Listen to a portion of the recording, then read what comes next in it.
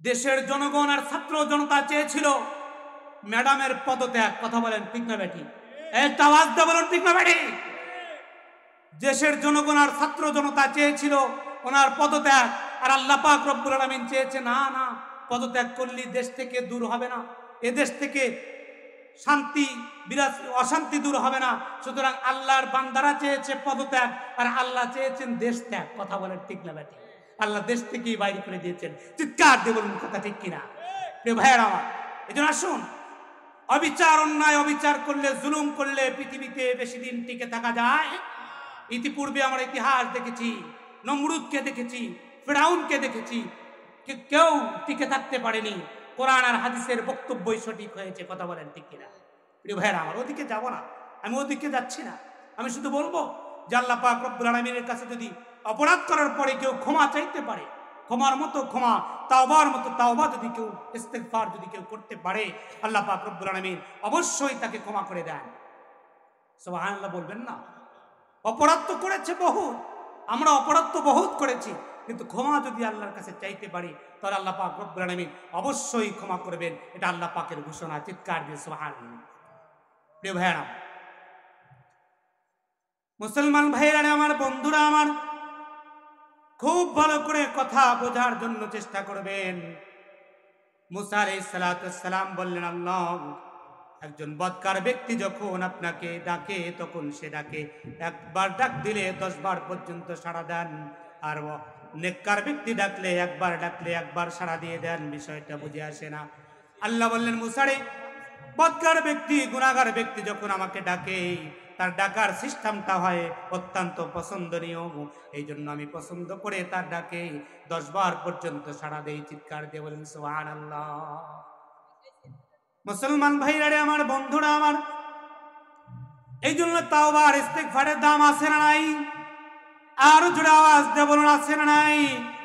তাওবা আর ইস্তেগফার যদি তাওবার মতো করতে পারি, ইস্তেগফার যদি ইস্তেগফারের মতো করতে পারি, তাহলে আল্লাহ পাক রব্বুল আলামিন আমাকে আপনাকে অবশ্যই অবশ্যই ক্ষমা করে আল্লাহ পাক জান্নাতের মেহমান বানায়া দিবেন।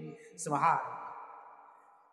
মুসলমান ভাইরা আমার, বন্ধুরা আমার, আল্লাহ পাক রব্বুল আলামিন বললেন, কোন ব্যক্তি যদি ইস্তেগফার করতে পারে আমি আল্লাহ পাক রব্বুল আলামিন তাকে প্রথমত 5টা পুরস্কারে ভূষিত করি।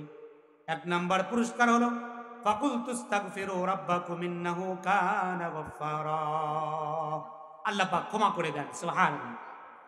2 নাম্বার পুরস্কার হলো রব্বুল আলামিন কোরআনে বলেন, ইরসিলিস সামাআ আলাইকুম মিদরারা। আল্লাহু আকবার।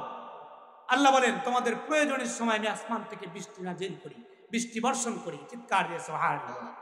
প্রিয় ভাইরা, আমাদের প্রয়োজনে জমিন থেকে ফসল উৎপন্নের জন্য বৃষ্টির প্রয়োজন থাকে না? থাকে না? কথা বলেন।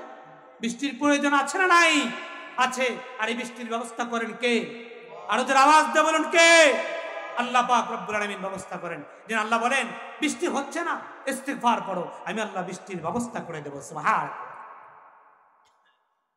আমার ভাইয়েরা, আল্লাহ বললেন শুধু তাই নয়, সংসারে অভাব দেখা দিয়েছে, ইস্তেগফার শুরু করে দাও।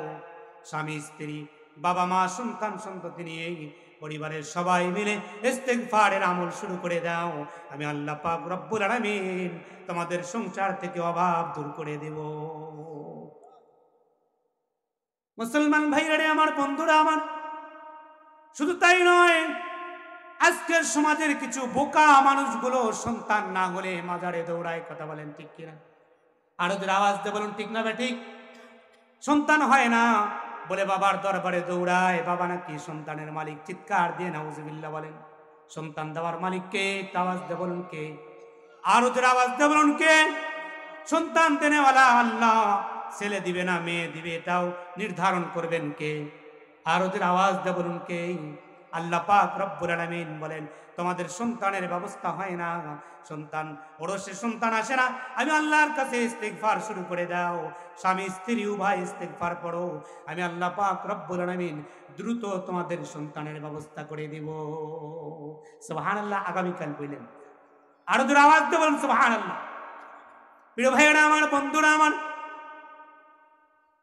এ প্রসঙ্গে একটি ঘটনার মিসাল আর উদাহরণ দিলে সহজে বুঝে আসবে।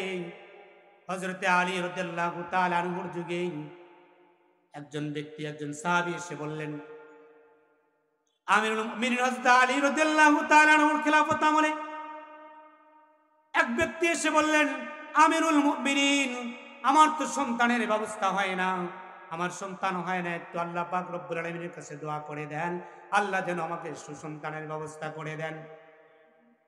হযরত আলীর কাছে এসে বললেন, আলী রাদিয়াল্লাহু তাআলা আনহু বললেন, তুমি কি আল্লাহর কোরআন পড়ো নাই? ইস্তেগফারের আমল শুরু করে দাও, আল্লাহ পাক রব্বুল আলামিন তোমার ঘরে সুসন্তানের ব্যবস্থা করে দিবেন। সুবহানাল্লাহ ওয়া বিহামদিহি। প্রিয় ভাইরা আমার, বন্ধুরা আমার, এই জন্য ইস্তেগফার এমন একটি গুরুত্বপূর্ণ আহাম ও জরুরি এক আমলের নাম। এই জন্য ইস্তেগফার যদি পড়তে পারি, তাওবা যদি তাওবার মতো করে করতে পারি, তাহলে অবশ্যই আল্লাহ পাক রব্বুল আলামিন আমাদের জীবনের গুনাহগুলিকে মাফ করে আল্লাহ পাক রব্বুল আলামিন আমাদের জীবন পরিশুদ্ধ জান্নাতি জীবন করার এক মহা সুযোগ তৈরি করে দিবেন। কথা বলেন ঠিক না বেটি?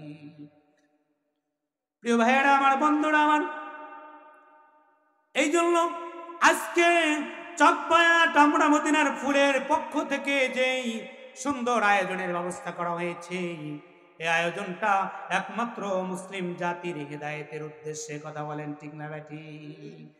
প্রিয় ভাইয়েরা আমার, বন্ধুরা আমার, সাধুবাদ আর ধন্যবাদ জানাই আমার চকবায়াট আমরা মদিনার ফুল সংগঠনের যুবক বন্ধুদেরকে, যারা পরিশ্রম করে টাকা পয়সা ব্যয় করে আজকে গানের আড্ডা না করে ইসলামী একটা মহাসম্মেলন তাফসীর মাহফিলের ব্যবস্থা করেছেন। কথা বলেন ঠিক কিনা? প্রিয় ভাইয়েরা আমার, বন্ধুরা আমার, এই জন্য রব্বুল আলামিনের কাছে শুকরিয়া আদায় করব। আল্লাহ পাক রব্বুল আলামিন যেন আমাদের সকল গুনাহগুলিকে ক্ষমা করে আল্লাহ পাক রব্বুল আলামিন আমাদের পরিশুদ্ধ জীবন করে জান্নাতি জীবন পরিচালনা করার তৌফিক দান করেন। আল্লাহ পাক রব্বুল আলামিন আমাদের প্রত্যেককেই এই জীবনকে গুনাহ থেকে মুক্ত রেখে পরিশুদ্ধ জীবন গড়ে জান্নাতি জীবন পরিচালনা করার তৌফিক দান করেন। সকলে বলে আমিন। আখির দাওয়ানা আনিল হামদুলিল্লাহি রাব্বিল আলামিন। আসসালামু আলাইকুম ওয়া রাহমাতুল্লাহি ওয়া বারাকাতুহু।